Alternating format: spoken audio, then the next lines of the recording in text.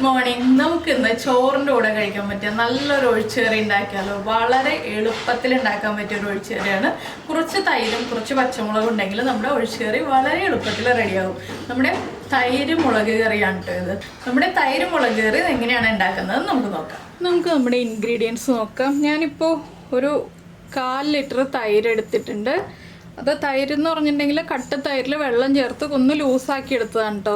തൈരെന്ന് പറയുമ്പോൾ മോരാക്കണ്ട, തൈരിനും മോരിനും ഇടയ്ക്കുള്ള പാകത്തിലെടുക്കുക.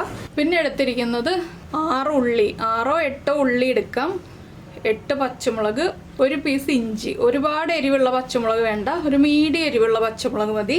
നമുക്ക് ആദ്യം ഈ ഉള്ളി ഒന്ന് റൗണ്ടിൽ കട്ട് ചെയ്യണം. പിന്നെ നമുക്ക് ഈ ഇഞ്ചി ഒന്ന് നീളത്തിൽ കനം കുറച്ച് കട്ട് ചെയ്തെടുക്കാം. പിന്നെ ഈ തൈര് ആദ്യം ലൂസാക്കി വെക്കാം കേട്ടോ. കട്ട തൈര് ഒന്ന് വെള്ളം ചേർത്ത് ലൂസാക്കി വെക്കാം. മിക്സിയിൽ അടിച്ച് വെക്കാം, ഇല്ലെങ്കിൽ ഒരു ഫോർക്ക് യൂസ് ചെയ്തിട്ട് ഒന്ന് ബീറ്റ് ചെയ്ത് വെക്കാം വെള്ളം ചേർത്തിട്ട്. ഇത്രയും ചെയ്ത് വെച്ചിട്ട് വേണം നമ്മൾ കറി ഉണ്ടാക്കാൻ തുടങ്ങാൻ. ഇപ്പോൾ നമ്മൾ നമ്മുടെ ഉള്ളി റൗണ്ടിൽ കട്ട് ചെയ്ത് വെച്ചിട്ടുണ്ട്, ഇഞ്ചി നീളത്തിൽ കട്ട് ചെയ്ത് വെച്ചിട്ടുണ്ട്. പിന്നെ പച്ചമുളക് ഉണ്ടല്ലോ, പച്ചമുളക് ഇതാ ഇതുപോലെ ഒന്ന് തുമ്പ് മാത്രം നമ്മൾ കട്ട് ചെയ്തെടുത്തിട്ടുണ്ട്, മുഴുവനെ വെടിച്ചിട്ടില്ല. എന്താണെന്ന് വെച്ചാൽ എരിവ് കൂടിപ്പോവരുത്. പിന്നെ ഒട്ടും എരിവില്ലാത്ത മുളകാണ് നിങ്ങൾ എടുക്കുന്നതെങ്കിൽ മുളകിൻ്റെ എണ്ണം കൂട്ടിയെടുക്കുക. ഇപ്പോൾ ഇനി നമുക്കൊരു ചട്ടി ചൂടാക്കി എടുക്കാം. ചട്ടി ചൂടായി വന്നപ്പോൾ ഞാനതിലേക്ക് വെളിച്ചെണ്ണ ഒഴിച്ചിട്ടുണ്ട്. വെളിച്ചെണ്ണയിൽ തന്നെ ഈ കറി ഉണ്ടാക്കുക. ഇതിലേക്ക് നമുക്ക് 1 ടീസ്പൂൺ കടുക് ചേർത്ത് കൊടുക്കാം. കടുക് ഒന്ന് പൊട്ടി തുടങ്ങട്ടെ. ഇപ്പോൾ നമ്മുടെ കടുക് പൊട്ടിക്കൊണ്ടിരിക്കുന്നുണ്ട്. ഇതിലേക്കൊരു 7-8 ഉലുവയും കൂടി ചേർത്ത് കൊടുക്കുക. ഉലുവയും കൂടി പൊട്ടി വരട്ടെ. ഇങ്ങനെയുള്ള കറികളൊക്കെ മൺചട്ടിയിൽ ഉണ്ടാക്കുകയാണ് കേട്ടോ കൂടുതൽ ടേസ്റ്റ്. അപ്പോൾ നമ്മുടെ കടുകും ഉലുവയും പൊട്ടി കഴിഞ്ഞുകൊണ്ടിരിക്കുന്നുണ്ട്. ഞാനൊരു 3 വറ്റൽമുളക് ചേർക്കുന്നുണ്ട്. വറ്റൽമുളക് ചേർത്തിട്ട് ഒന്ന് ഇളക്കി കൊടുക്കുക. വറ്റൽമുളക് കരിഞ്ഞു പോരുത്. ഇനി ഇതിലേക്ക് നമ്മൾ കട്ട് ചെയ്ത് വെച്ചിരിക്കുന്ന ഇഞ്ചിയും ഉള്ളിയും ചേർക്കുക. ഇഞ്ചിയും ഉള്ളിയും ചേർത്തിട്ട് ഒന്ന് വഴറ്റിയെടുക്കുക. ആ ഇഞ്ചിയുടെ ഉള്ളിയുടെ കളർ ഒന്ന് ചെറുതായിട്ട് ചേഞ്ചായി വരുന്നത് വരെ ഒന്ന് വഴറ്റി കൊടുക്കുക. ഇപ്പോൾ ഞാനിതിലേക്ക് ഉപ്പൊന്നും ചേർക്കുന്നില്ല, ഉപ്പൊക്കെ പതുക്കെ ചേർക്കുന്നുള്ളൂ. ഇനി നമുക്കിതിലേക്ക് കറിവേപ്പില ചേർക്കാം.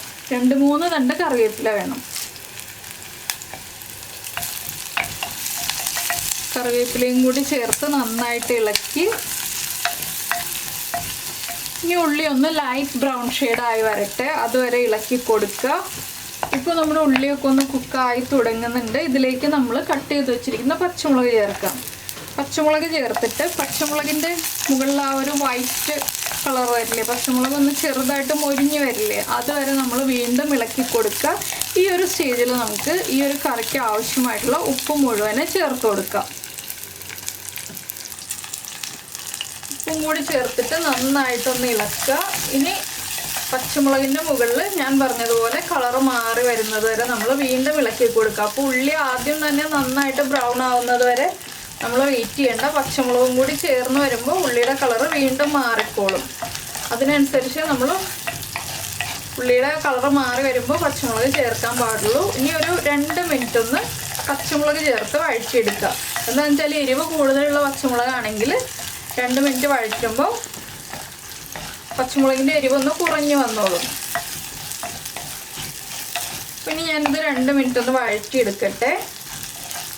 ഇപ്പോൾ നമ്മുടെ പച്ചമുളകൊക്കെ കുക്കായി ഉള്ളിയൊക്കെ ഒന്നുകൂടി മൊരിഞ്ഞ് വന്നിട്ടുണ്ട്. ഇനി നമുക്കിതിലേക്ക് പൊടികൾ ചേർക്കാം. 1/2 ടീസ്പൂൺ മഞ്ഞൾപ്പൊടി. മഞ്ഞൾപ്പൊടിയുടെ കൂടെ തന്നെ 2 പിഞ്ച് കായപ്പൊടി. ഇത് രണ്ടും ചേർത്ത് ആ മഞ്ഞൾപ്പൊടിയുടെ റോ ടേസ്റ്റ് മാറി വരുന്നത് വരെ ഒന്ന് ഇളക്കി കൊടുക്കുക. മൺചട്ടി ആണെങ്കിൽ 1/2 മിനിറ്റ് ഇളക്കി കൊടുത്തിട്ടുണ്ടെങ്കിൽ മഞ്ഞൾപ്പൊടിയുടെ റോ ടേസ്റ്റ് മാറി വരും. ഇനി നമുക്ക് ഫ്ലെയിം ഓഫ് ചെയ്യാം. ഫ്ലെയിം ഓഫ് ചെയ്തിട്ട് വീണ്ടും ഒന്ന് ഇളക്കി കൊടുക്കുക. ഇതിലേക്ക് പഞ്ചസാര ഒന്നും ചേർക്കണ്ട കേട്ടോ. ഈ ഒരു തൈര് കറിയിൽ പഞ്ചസാരയുടെ ഒന്നും ആവശ്യമില്ല. പിന്നെ നിങ്ങളുടെ കയ്യിലുള്ള തൈരിന് അത്രയ്ക്ക് അങ്ങോട്ട് പുളി കൂടുതലാണെങ്കിൽ മാത്രം ഒരു 1/4 ടീസ്പൂൺ പഞ്ചസാര ചേർക്കാം. ചെറിയ പുളിയുള്ള തൈരാണെങ്കിൽ പഞ്ചസാരയുടെ ആവശ്യമേ ഇല്ല. ഇനി നമുക്കിതിലേക്ക് നമ്മൾ ഉടച്ചു വെച്ചിരിക്കുന്ന തൈരും കൂടി ചേർക്കാം.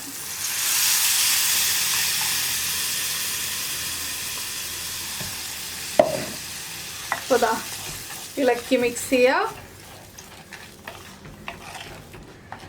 ഇത്രയേ ഉള്ളൂ നമ്മുടെ പച്ചമുളക് തൈര് കറിയുടെ പരിപാടി.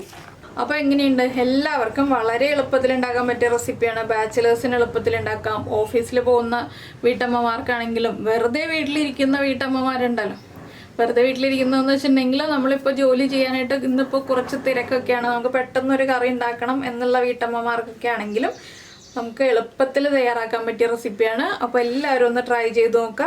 ഈ ഒരു കറി ഇപ്പോൾ തന്നെ ഉപയോഗിക്കരുത് കേട്ടോ, ഒരു മണിക്കൂർ കഴിഞ്ഞിട്ട് ഉപയോഗിക്കുക ഉണ്ടാക്കി വെച്ചിട്ട്. ഇപ്പോൾ നമ്മുടെ കറിക്ക് ഒരു ലൈറ്റ് ഷെയ്ഡേ ഉള്ളൂ, ലൈറ്റ് യെല്ലോ ഷെയ്ഡാണ്. നിങ്ങൾക്ക് ഇത്രയും ലൈറ്റ് യെല്ലോ ഷെയ്ഡ് കാണാൻ പറ്റുന്നുണ്ടോ എന്ന് എനിക്കറിയില്ല. ക്യാമറയിൽ കുറച്ചുകൂടി ലൈറ്റ് ഷെയ്ഡായിട്ടാണ് തോന്നുന്നത്. ഈ കറി ഇരിക്കുന്തോറും കുറച്ചുകൂടി ഡാർക്ക് ഷെയ്ഡായിട്ട് വരും. ഒരുപാട് അങ്ങോട്ട് ഡാർക്ക് ഷെയ്ഡ് ആവില്ല കേട്ടോ, ചെറുതായിട്ടൊന്ന് ഡാർക്ക് ഷെയ്ഡായിട്ട് വരും. അപ്പോൾ ഒരു മണിക്കൂർ കഴിഞ്ഞിട്ട് നമുക്ക് ഈ കറിയുടെ കളർ എങ്ങനെയാണെന്ന് കാണാം. ബാക്കിയുള്ള കാര്യങ്ങളൊക്കെ അപ്പോൾ പറയാം. അപ്പോൾ നമ്മുടെ പച്ചമുളക് തൈര് കറി ഇതാ ചൂടൊക്കെ മാറി കറക്റ്റായിട്ടുണ്ട്. ചോറിൻ്റെ കൂടെ ചേർത്ത് കഴിക്കാൻ പാകത്തിനായിട്ടുണ്ട്. അപ്പോൾ നിങ്ങളിതുപോലെ പച്ചമുളക് തൈര് കറി ഉണ്ടാക്കി നോക്കിയിട്ടില്ലെങ്കിൽ ഉറപ്പായിട്ടൊന്ന് ഉണ്ടാക്കി നോക്കൂ. ചോറിൻ്റെ കൂടെ നല്ലൊരു കോമ്പിനേഷനാണ്. ഒരുപാട് എരിവുള്ള കറിയല്ല, ആവശ്യത്തിന് എരിവേ ഉണ്ടാവുള്ളൂ. പച്ചമുളകാണെന്ന് വെച്ചിട്ട് പേടിക്കൊന്നും വേണ്ട. അപ്പോൾ എല്ലാവരും ഉണ്ടാക്കി നോക്കിയിട്ട് ഇഷ്ടമായി കഴിഞ്ഞാൽ നമ്മുടെ വീഡിയോയുടെ താഴെ ഒന്ന് കമൻറ്റ് ചെയ്യാം കേട്ടോ. അതുപോലെ ഇഷ്ടപ്പെട്ട റെസിപ്പി ആണെങ്കിൽ ഒന്ന് ലൈക്കും കൂടി ചെയ്യണേ. പിന്നെ നമ്മുടെ ചാനൽ ആദ്യമായിട്ട് കാണുകയാണ്, നമ്മുടെ വീഡിയോ പ്രസൻറ്റ് ചെയ്യുന്ന രീതിയൊക്കെ ഇഷ്ടമായി എന്നുണ്ടെങ്കിൽ നമ്മുടെ ചാനലൊന്ന് സബ്സ്ക്രൈബ് ചെയ്ത് സപ്പോർട്ട് ചെയ്യണേ. അപ്പോൾ നമുക്ക് നമ്മുടെ അടുത്ത റെസിപ്പിയുമായിട്ട് അടുത്ത ദിവസം വീണ്ടും കാണാം.